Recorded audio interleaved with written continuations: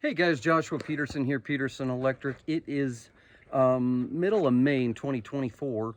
We're doing a backyard with a guy here. He's doing a hot tub. Kind of want to run you through it real quick. A lot of electricians around here I've realized are not grounding the cement pad.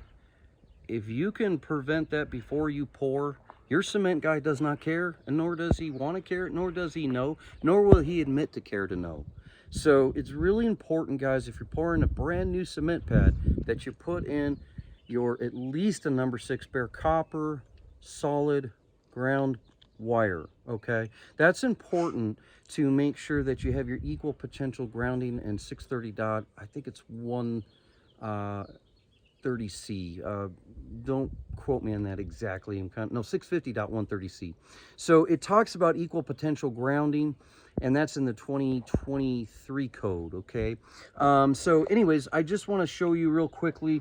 A lot of these guys that are cement guys are doing small rebar out of the cement to anchor to hold it. You can double up and cut that piece of rebar.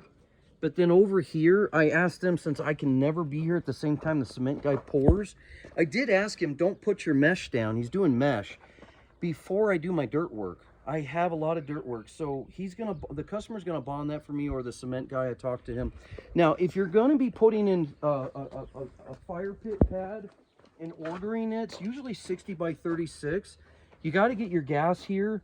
And as far as the electrical goes, they're going to do some low voltage igniting for it. And so I just put some sprinkler pipe for that low voltage, or if he wants to do low voltage in and out of the yard, so he can do a transformer underneath. He's going to do a little teeny kitchen counter here. You have to have a dedicated 20 amp circuit for that dry bar.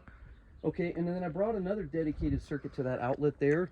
And you can see that PVC there and the gas guy. This is a garden basement, so it's all finished all the way 40 foot across.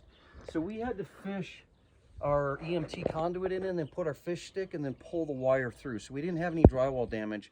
That's the second time I've been able to do that. But the beams did go in my favor parallel, not perpendicular, 16 inches on center. So we have our hot tub disconnect within sight, no further than 50 foot. We have our grounding in.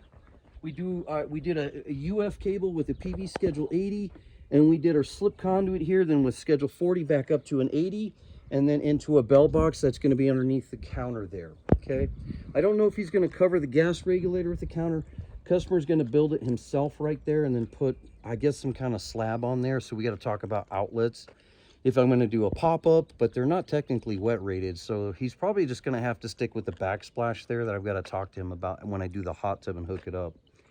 So keep in mind, what we're going to do is the transformer out of the outside here, that it has a timer on it and a photo eye, and then that low voltage can push straight out through the concrete to the back rocks. So and if he has an igniter keychain he wants to buy, he'll be able to do that too. So there's a lot of planning there. These types of jobs are like 5-6 trips just to get out here and get that done. Keep in mind when you're doing this type of work to have it all pre-planned ahead, and also the position of your hot tub.